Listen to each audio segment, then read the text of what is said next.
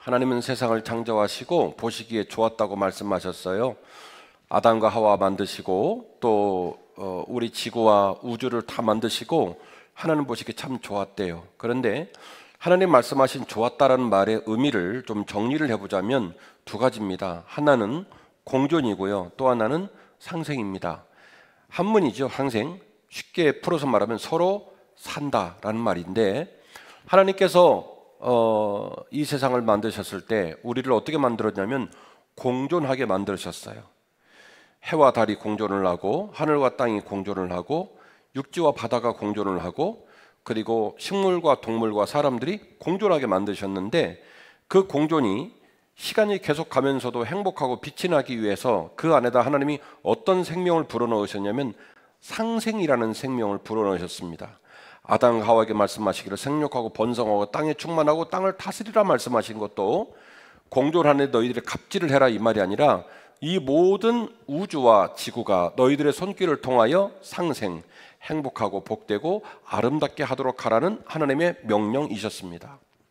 그런데 우리가 잘 알고 있는 것처럼 아담과 하와를 통해서 뭐가 들어왔냐면 죄가 들어왔죠. 그리고 죄가 들어오면서 우리는 하나님이 우리를 만드신 창조의 섭리다 보니까 여전히 지금까지 뭐는 이어오고 있냐면 공존은 해요.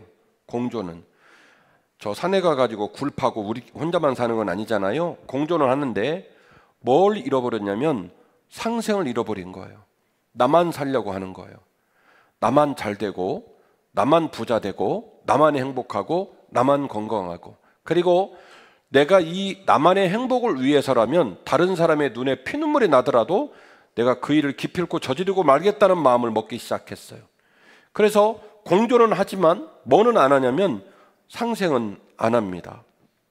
우리가 살아가는 이 세상 세대, 종교, 이념, 성평등, 물질평등, 기회평등 등 많은 명분을 가지고 지금도 사람들은 만날 때마다 싸우고 잣대질하고 정죄하고 미워하고 시기하고 갈등하고 분쟁하면서 살아요. 그래서 우리는 과거보다 엄청 잘 살게 됐음에도 불구하고 행복을 못 느낍니다. 제가 새가족 교육할 때도 말씀을 드렸지만은 제 평생에 제가 처음 탔던 첫 차가 티코라는 차입니다. 제가 키가 180 정도 되거든요. 그때 우리 청년들이 이런 말을 했습니다. 쪽팔려서 그런 걸 차라고 타고 다니냐, 그냥 걸어 다니지, 들어갈 때 접어서 들어가냐, 뭐 좌회전할 때는 넘어질까 봐 손 꺼내서 손 짚고 도냐, 뭐 이런 막 놀림을 했어요. 티코라는 차로 제 인생의 첫 차를 시작해서 중고차 1300cc, 2000cc 지금까지 제가 차를 갈아타고 있는 중입니다만은 제가 내리는 결론은 그렇습니다. 차가 절대로 사람 마음을 행복하게 하거나 만족하게 할 수 없더라는 거예요. 차를 사면 괜히 부인한테 평상시는 그러지 않으면서도 어이 어디 갈 데 없어? 태워줄게, 뭐 내가 뭐 사올까? 이러잖아요. 근데 그 상태를 6개월 이상 유지하는 인간은 정신 나간 인간입니다. 6개월 못 가요. 이거 하다 보면 차가 뭐가 되냐면 중고차가 돼요. 차를 타면 목적지만 생각이 나요.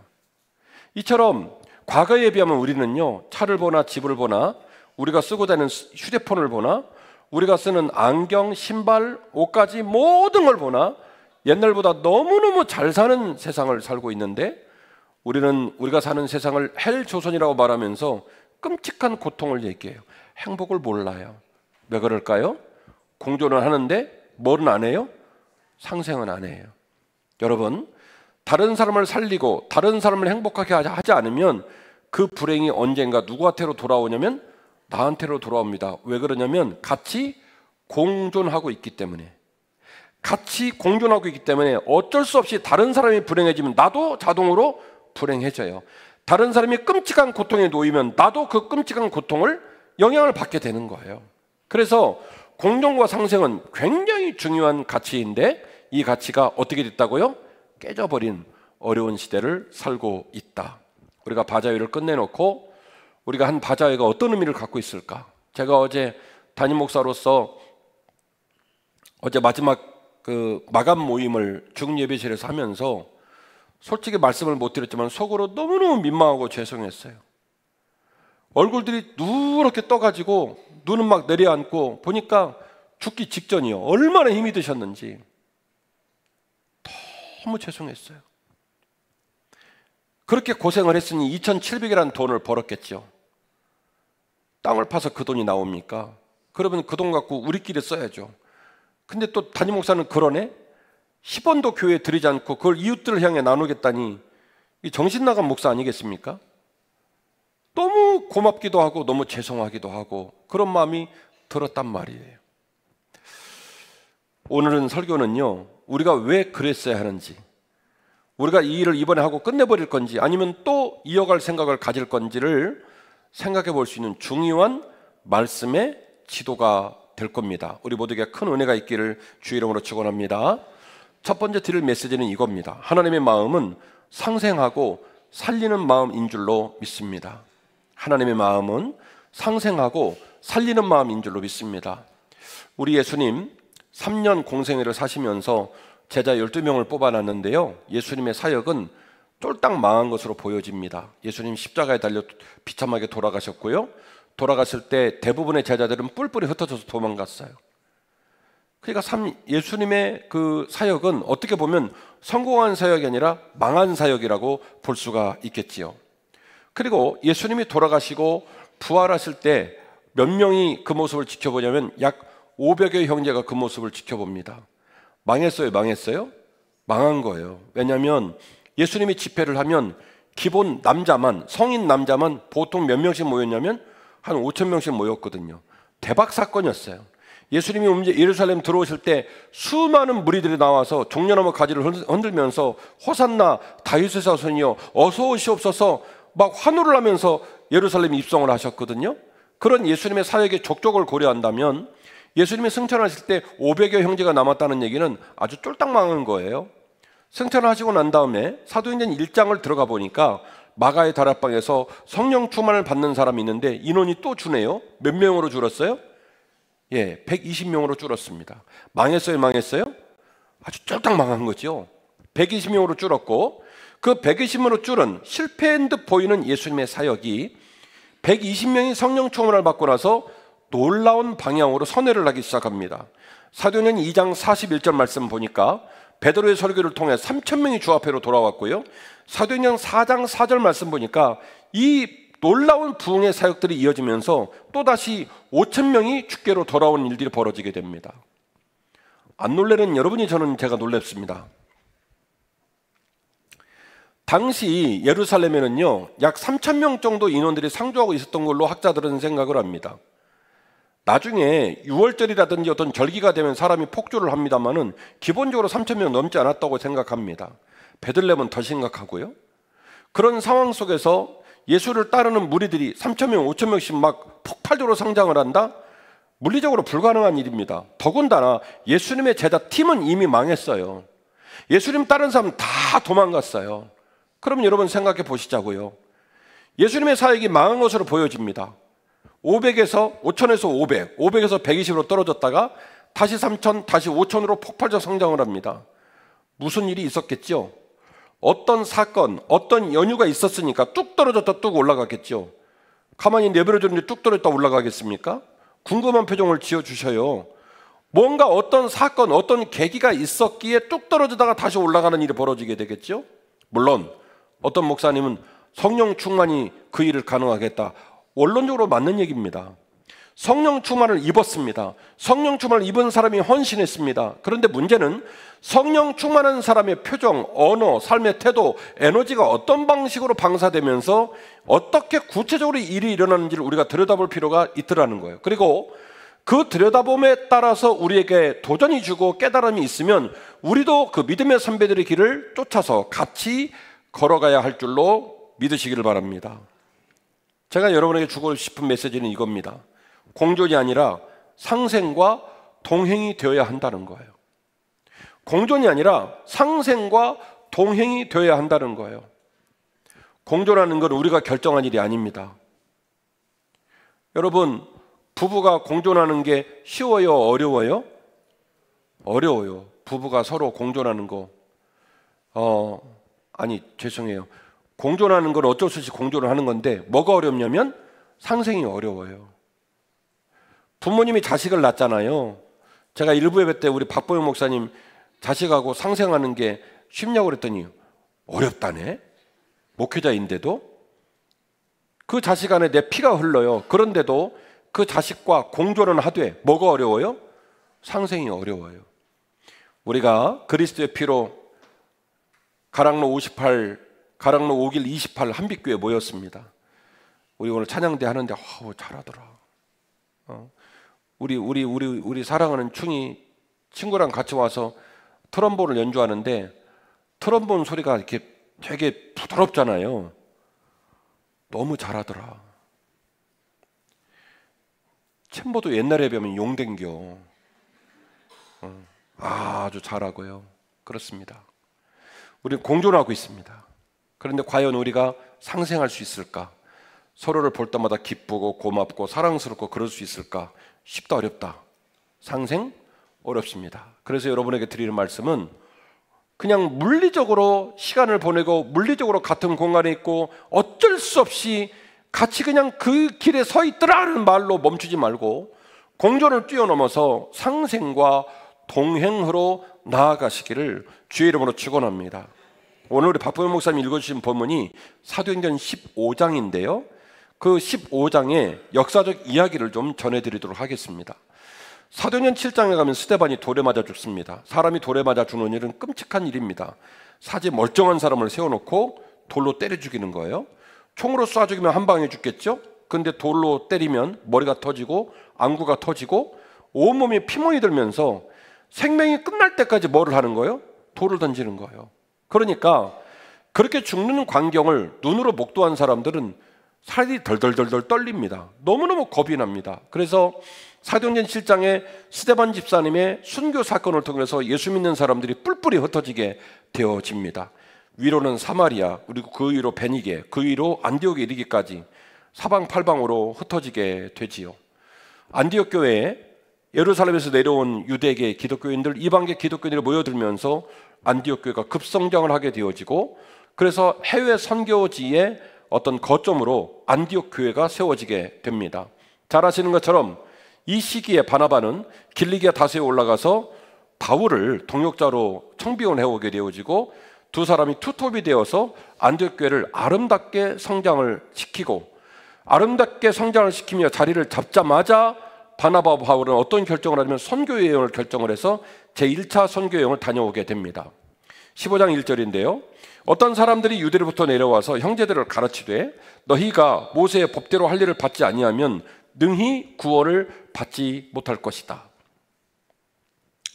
분위기 너무 좋았어요. 그리고 선교 여행을 잘 마치고 바나바와 바울이 이제 안디옥 교회로 복귀를 했는데 안디옥 교회가 난리가 난 거예요. 모이기만 하면 막 싸우고 갈등하고 힘들어하고 너무 괴로워하는 거예요.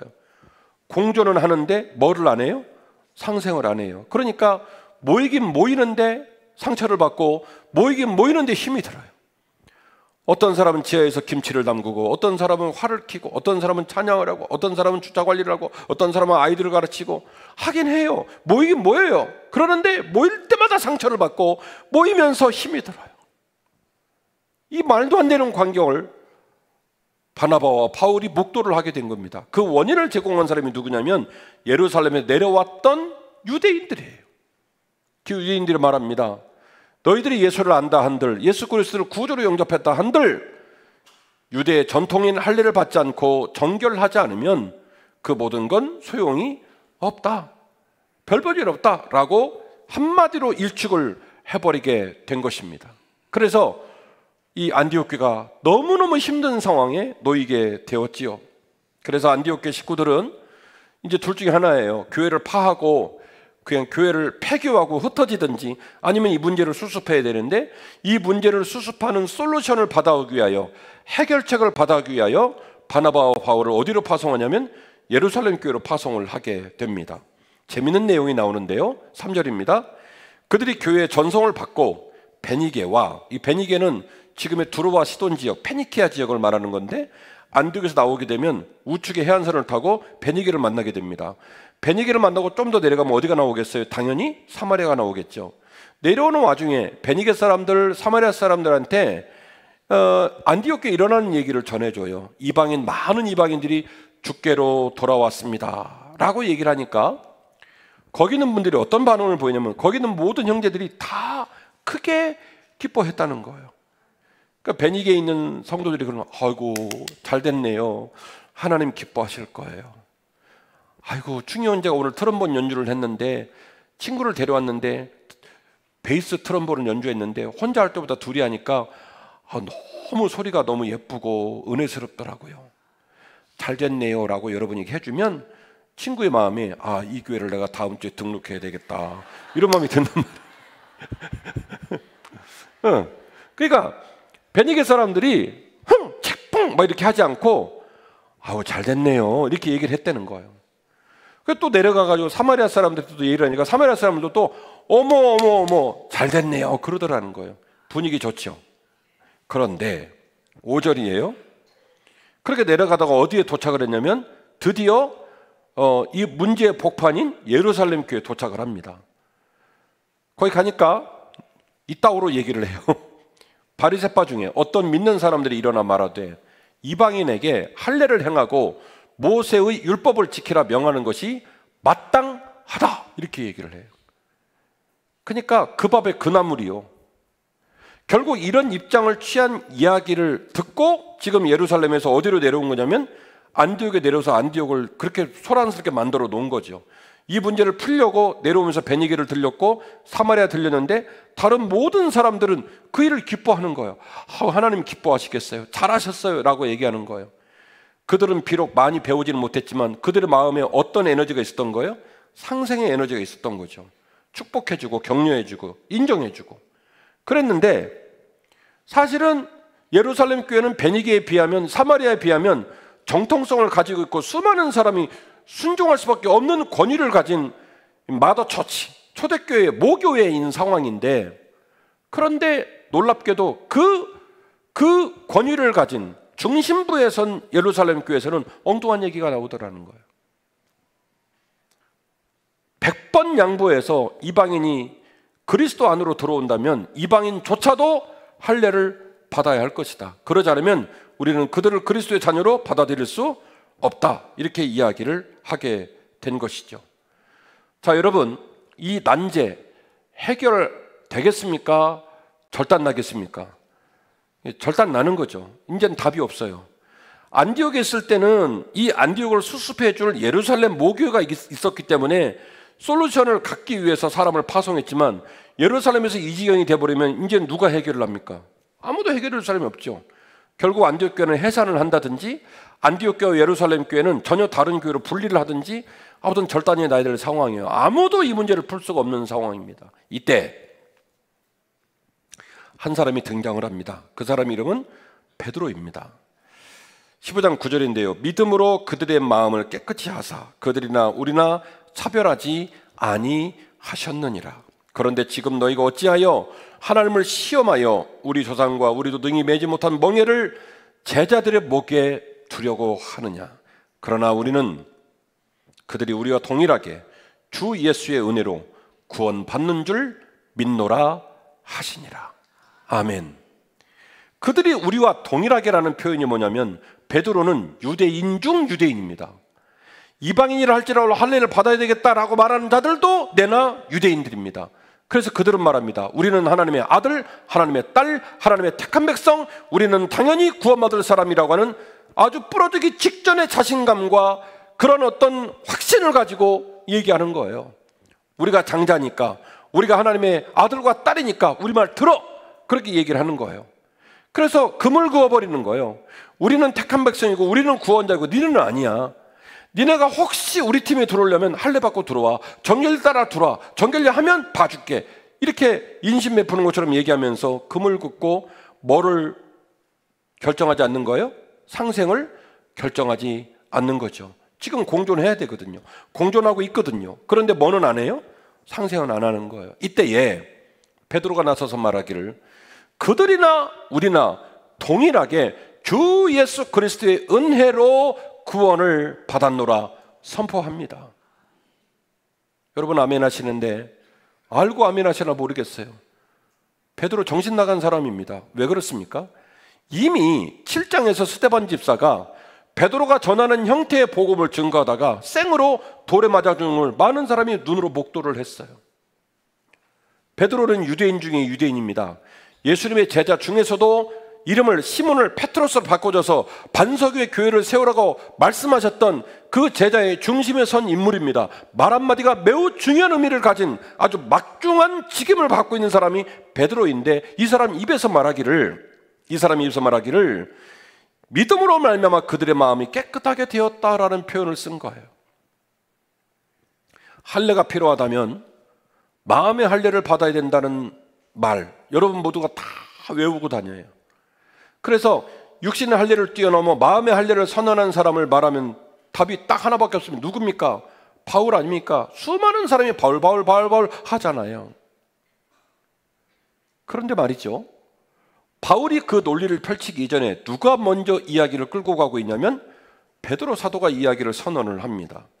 야고보서 로마서 2장 29절 말씀 가운데서 바울이 마음의 할례를 명확하게 특정하고 있는데요, 로마서 2장 29절에서 이 말씀을 전하기 전에 이미 초대교회의 이 언론의 흐름의 축에 서서 그 모든 가이드라인을 말해줄 수 있는 권위를 가진 베드로가 선언을 한 거예요. 믿음으로 말미암아 그들의 마음이 깨끗하게 되었다. 이스라엘의 정결례는요, 타협의 여지가 없는 매우 중요한 규례입니다.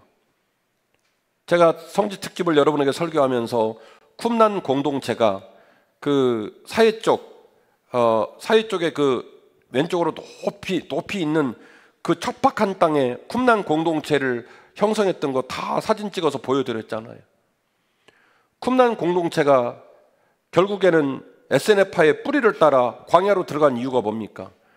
정결례를 끝까지 지키기 위해서예요. 그렇게 물이 없는 땅에 정결탕을 만들고 아침 저녁으로 정결탕에 들어가 몸을 깨끗하게 하고, 그래서 물리적으로, 기계적으로, 시간적으로 눈에 보이는 확실한 행위를 통해서 그들은 정결례를 지켜왔어요. 오랜 세월 정결례를 진행한 유대 민족들에게 그들이 마음이 동하고 마음의 결단을 이루어서 무상으로 느닷없이 한꺼번에 마음이 정결하게 되었다, 받아들이기 어려운 얘기입니다. 말도 안 되는 소리입니다. 근데 이 이야기를 누가 선포했냐면 베드로가 선포를 한 거예요. 그들이 마음을 깨끗하게 되었다. 무엇으로요? 육신의 정결례로요? 할례로요? 무엇으로? 믿음으로 그들의 마음이 깨끗하게 되었다. 베드로가 어떤 마음으로 이 말을 했을까? 우리가 감정이입을 해보신다면 이 말은 쉽지 않은 말입니다. 이게 쉬운 얘기면 진즉에 안디옥 교회에서 해결을 봤어요. 이게 쉬운 문제면 스데반을 그렇게 죽이지도 않았어요. 이게 쉬운 문제이면 이후에 나오는 사도 바울의 서신서에서 심지어 소아시아 지방에서도 할례를 문제 가지고 그렇게 다툼을 하잖아요. 이게 쉽다는 거예요? 어렵다는 얘기예요? 어렵다는 얘기예요. 쉽지가 않다는 얘기예요. 이 쉽지 않은 새 길을 누가 결단을 했냐면 베드로가 결단을 한 겁니다. 제 표현으로 뭐가 되냐면 살리는 징검다리가 된 거예요. 유대인과 이방인을 연결시키고 예루살렘 교회와 안디옥 교회를 연결시키는 살리는 징검다리가 되겠다고 마음을 먹은 거예요. 바나바와 바울이 얼마나 슬퍼하며 얼마나 큰 기대를 가지고 예루살렘 교회까지 왔을까. 근데 오자마자 초를 쳐버렸어요. 택도 없는 소리 하지 말라고. 그럼 이제 두 교회는 헤어져야 돼요. 이 모든 관계는 깨져버리고 뿔뿔이 흩어져야 할 사람들입니다마는 그 모든 상황 앞에 저항하며 이 모든 상황을 연결시키겠다고 마음을 먹었던 베드로, 그는 살리는 징검다리가 된 겁니다.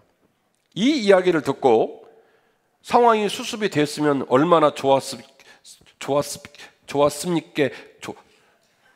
좋았겠습니까만은 제가 지금 피곤해서 이 뇌에서 지시를 내리는데 여기가 말을 안 들어요.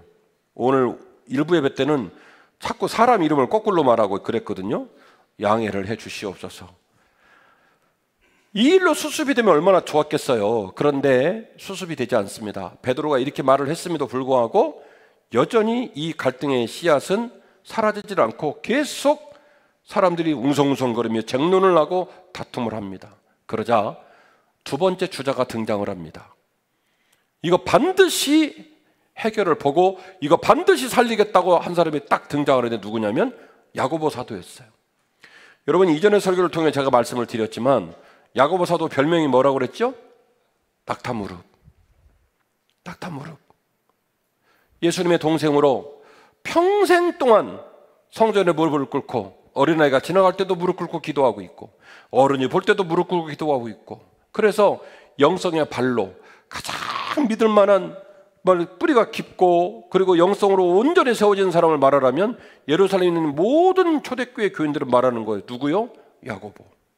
그리고 이후에 사도 바울의 서신서를 통해 알게 되어지는 것처럼 선교가 계속 진행되는 가운데 발생하는 초대교회의 수많은 이야기들을 정리해주고, 그리고 그 모든 교회가 뿌리를 통해 견고히 설 수 있도록 수장으로서 그 모든 것을 정리해 준 사람이 누구냐면 야고보입니다. 예루살렘 교회 담임 목사님이에요.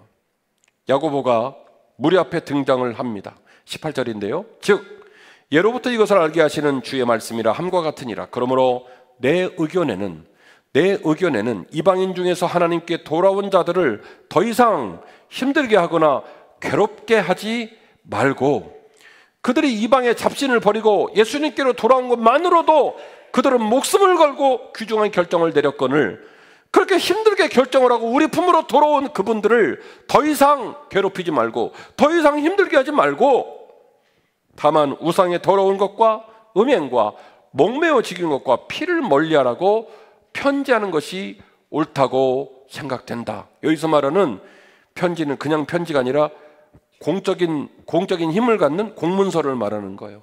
공문서를 만들어서, 지금 야고보 사도의 역할이 그런 역할이에요. 각 교회를 법으로 연결시키고 교회가 견고히 세워지는 질서와 유산을 세우는 역할을 누가 하냐면 야고보가 하니, 여기서 말하는 편지는 사적인 편지가 아니라 뭘 말하는 거예요? 공문서를 말하는 거예요. 공문을 보내자는 거예요. 공문을 보내서 이방 사람들에게 유대인에게 정결례를 요구하지 말고 할례를 요구하지 말고 베드로 사도의 말처럼 예수 그리스도를 믿는 믿음으로 말미암아 그들의 마음이 깨끗하여 졌으니, 이제 그들이 그럼에도 불구하고 왜 유대인들이 오랫동안 정결례를 지켜왔는지 취지를 기억나게 하자. 우상에 더러운 것, 음행, 목매어 죽은 것, 피를 멀리하는 일을 신앙생활의 모범으로 가져갈 수 있도록 그들에게 뭘 보내자? 공문을 보내자라고 딱 얘기를 해서 드디어 그 얘기가 정리가 딱 됩니다. 할렐루야. 앞서 제가 상황을 말씀드렸죠. 여러 가지 상황으로 봐서는 솔루션, 해결책이 있다 없다? 없다. 예루살렘 교회, 안디옥 교회 영원히 다른 교회 될 수 있었고요, 혹은 안디옥 교회를 강제로 해산을 시켜서 교회가 사라져버릴 수 있었고요, 그렇게 안디옥 교회가 사라져버리면 결국 선교의 거점 교회가 사라지니까 뭐 또 불가능해요? 제1차, 제2차, 제3차 전도여행도 어려워졌겠지요. 참 이후에 선교 사역에 있어서 매우 중요한 분기점, 기로에 서 있는데 이 기로에서 한마터면 잘못될 뻔한 그 위기를 살리는 징검다리가 된 사람들이 이 문제를 수습을 합니다. 제일 먼저 누가 나섰냐면 베드로가 나섰고, 그 뒤를 이어서 야고보가 나섬으로 말미암아 그 불행할 수 있었던 공존으로 끝나지 않고 공존을 넘어 상생을 넘어 행복으로 이끌어 줬다라고 하는 것이죠. 이후에 바울과 바나바는 잘 아시는 것처럼 이 복음의 소식을 듣고 그리고 안디옥 교회로 가서 안디옥 교회를 평안케 하고 또다시 전도 여행을 떠납니다. 여러분들은 선교 사역을 하면 바울만 생각하는데 바나바도 가만히 있질 않았어요.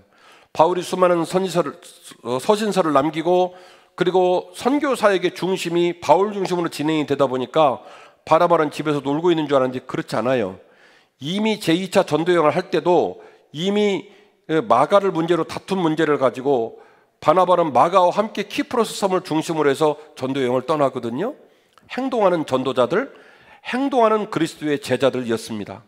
바울이 그랬고 바나바가 그랬고, 이 상생에 대한 소중한 소식들, 아름다운 소식들, 살리는 소식을 듣고 행동하고 순종하면서 이들도 뭐가 됐냐면 살리는 징검다리가 된 거예요. 결국에는 베드로, 야고보, 바나바, 바울, 이와 같은 인물들이 너무너무 어려운 상황이 놓인 무엇인가 이 공동체가 꿈을 꿀 수 있을까? 행복할 수 있을까? 아니면 더 어려워질 수 있을까? 이 결정을 해야 되는 위중한 자리에서 뭘 결정하냐면 살리는 징검다리가 돼야 되겠다. 이 결심을 했다는 거죠. 그런 마음을 먹은 사람의 헌신으로 말미암아 드디어 공존을 뛰어넘어 뭐가 시작됐어요? 상생이 시작되고, 상생이 시작되니까 이제 뭐가 다가오냐면 풍요로움이 다가오는 거예요. 여러분 잘 보세요. 재미난 얘기 해드릴게요. 선교가 막 진행이 되잖아요. 그래서 복음의 정통성은 예루살렘이 있지만 사실은 선교가 막 진행이 되어진 에베소, 빌립보, 데살로니가, 고린도 뭐 이런 지역들, 골로새 이런 지역들은요, 예루살렘하고는 비교할 수 없을 정도로 대도시였어요. 예루살렘보다 인원이 훨씬 많았고, 예루살렘보다 돈이 많았고, 예루살렘보다 살기가 훨씬 더 좋았어요. 그래서 우리가 알고 있는 것처럼 선교지에서 사도 바울이 했던 사명 중에 중요한 사명이 있는데 바로 헌금을 걷는 일이었어요. 네, 제가 좀 웃으라고 나쁜 말 하려다가 참았어요. 또 헌금을 그냥 이렇게 내세요 이게 아니라 헌금을 막 강조해갖고 여러 번 쥐어 짜갖고 막 뜯었어요. 네. 누구를 위해서? 예루살렘 교회를 위해서. 복음의 마더 처치가 있는 예루살렘에 있는 성도들을 위해서. 그래서 빌립보에서도 고린도에서도 기꺼이 그들에게 성경 말씀 표현으로 연보라는 표현인데 그들에게 뭘 보냈습니까? 선교비를 보내고 구제연금을 보내고 그런 거예요. 그래서 바울이 올 때마다 어마어마한 돈을 들고 와서 어디를 섬긴 겁니까? 예루살렘 교회를 섬긴 거예요. 여러분 생각해 보시면 결국에는 베드로가 헌신하고 결국 야고보가 헌신하고 바울과 바나바가 헌신해가지고 그때 당시는 예루살렘에 있는 어떤 정통파 유대인 또 그 엄청난 유산을 전통을 근거로 깃발을 내세우는 예루살렘 교인들이 이방에 있는 성도들을 봐준 것처럼 모양이 형성이 됐지만 오늘 본문에서는 근데 좀 길게 가니까 또 무슨 일이 벌어진 거예요? 거꾸로 그렇게 은혜를 입었던 이방의 교회들이 오히려 어떻게 해요? 선교비를 보내주고 구제연금을 보내서 이번에는 어디를 살립니까? 예루살렘 교회를 살리니 제가 말한 뭐가 이루어진 거예요? 상생이 이루어진 거죠. 예루살렘 교회는 복음으로 이방을 섬기고 이방은 물질로 어디를 섬기고 예루살렘을 섬기고 뭐가 된 거예요? 이른바 상생이 이루어지게 되었다라고 하는 것이죠.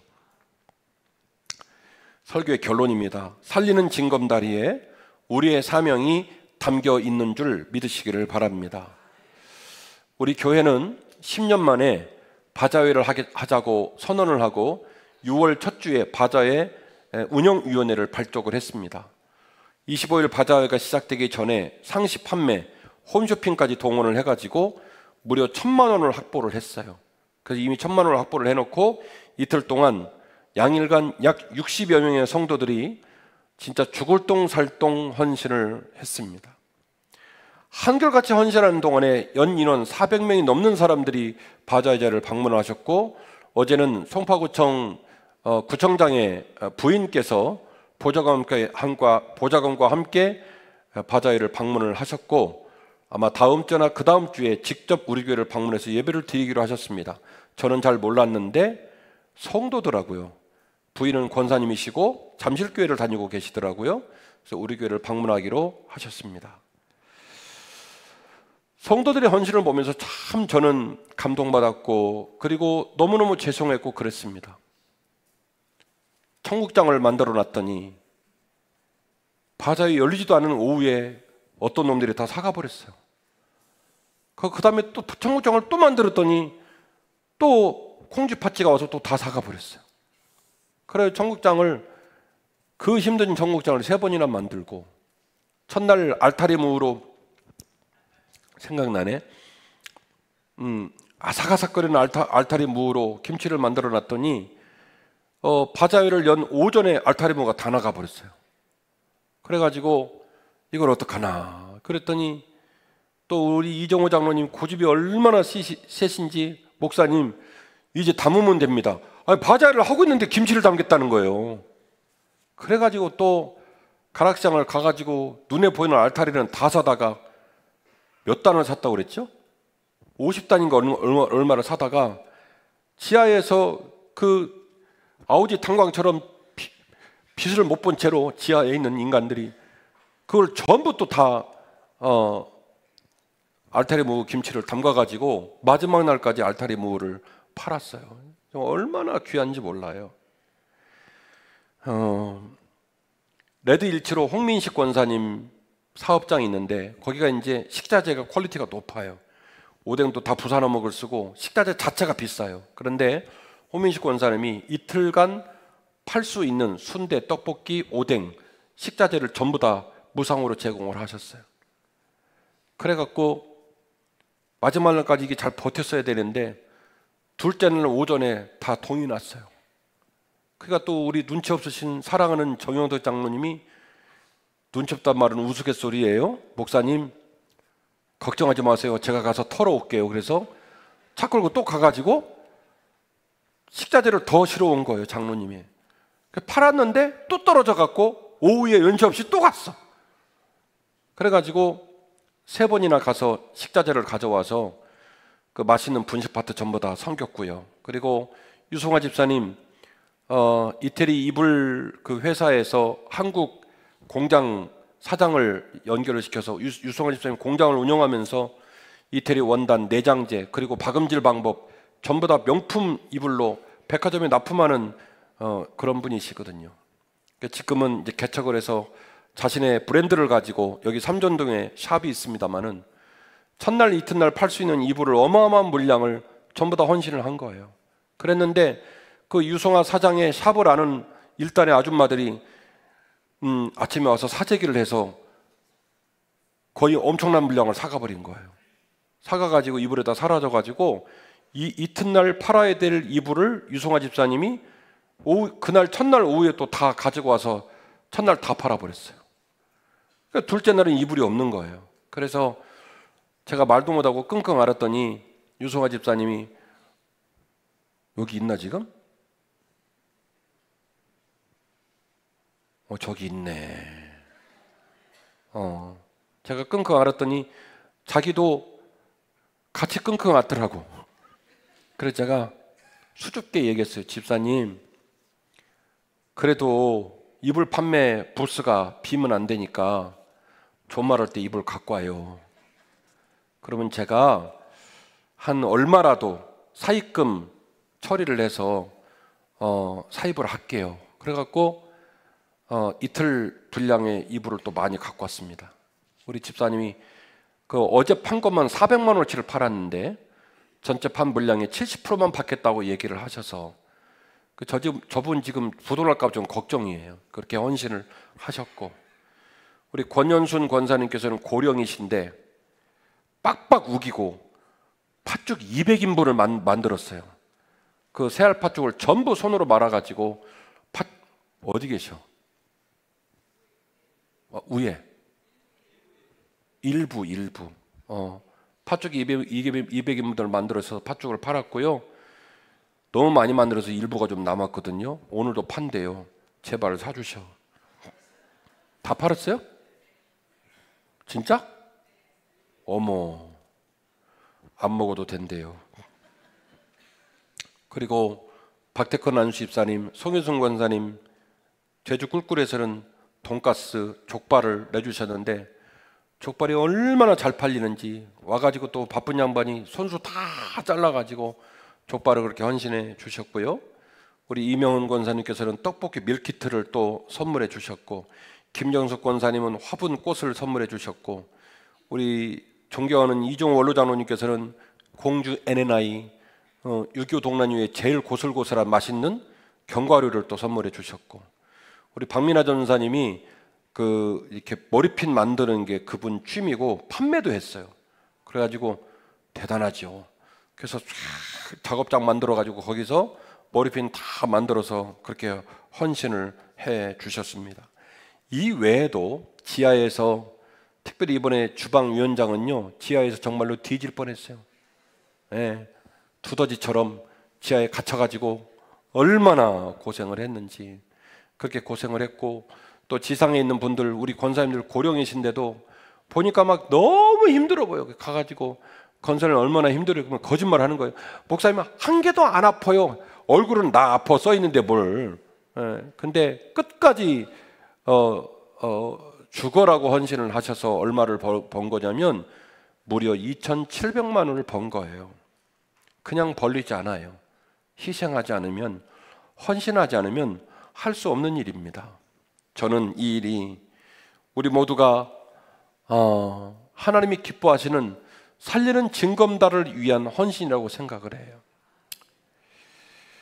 우리 성도는 일치와 단합을 위해 집중해야 합니다. 그러나 우리의 사랑과 팀워크가 교회의 다른 구성원과 세상을 향해 절대로 닫혀 있어서는 안 돼요.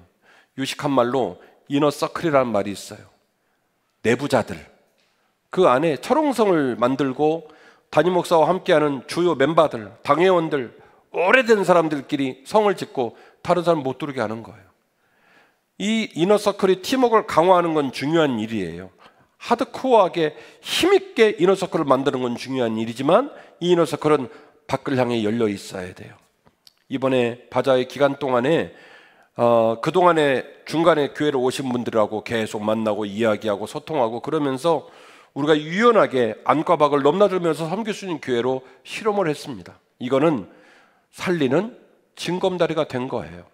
그리고 더 나아가 한 번도 얼굴을 본 적이 없지만 송파구 관내에서 살아가시면서 너무 힘들고 어렵게 살아가는 이웃들, 그들에게 손을 내밀어 그들의 눈물을 닦는 일에도 우리가 헌신을 하게 될 텐데 이것이 바로 살리는 징검다리 사역입니다.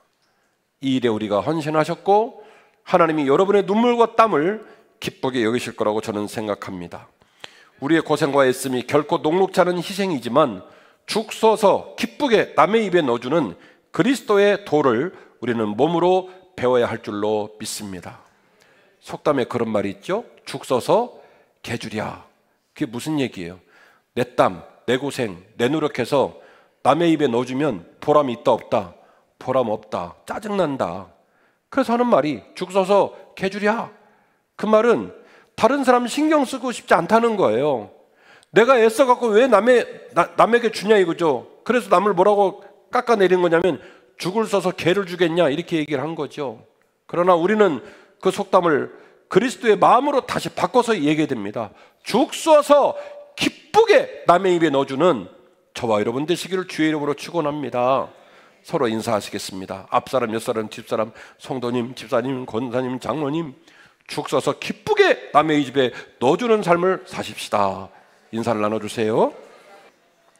감사합니다. 우리는 비록 가족이지만 너무 힘들고 어렵게 지내시는 동료를 위해 헌신할 줄도 알아야 합니다. 우리는 우리와 아무 상관이 없지만 복음으로 섬겨야 할 우리 이웃들에게 주님의 따뜻한 마음을 아낌없이 전해줄 줄도 알아야 합니다. 자신의 안위와 미래를 걸고 헌신한 베드로처럼, 낙타무릎이라는 별명을 가진 기도의 리더십으로 유대인과 이방인을 연결한 야고보처럼, 수많은 위험과 고단함을 무릅쓰고 거침없이 순종하고 헌신하여 행동한 바나바와 바울처럼 우리도 살리는 징검다리가 되어서 더욱 견고한 사랑으로 한빛가족을 연결시키고 더 나아가 세상과 하나님을 연결시키는 위대한 한빛 성도가 되시기를 주의 이름으로 축원합니다. 이 거룩한 부름에 순종해 주시고 헌신하신 여러분이 자랑스럽고 고맙고 미안합니다. 하나님이 여러분의 가정을 지키시고 건강을 지키시고 더 복된 길로 이끌어 주시기를 저는 앞으로도 끊임없이 기도하겠습니다. 자리에서 일어나실까요?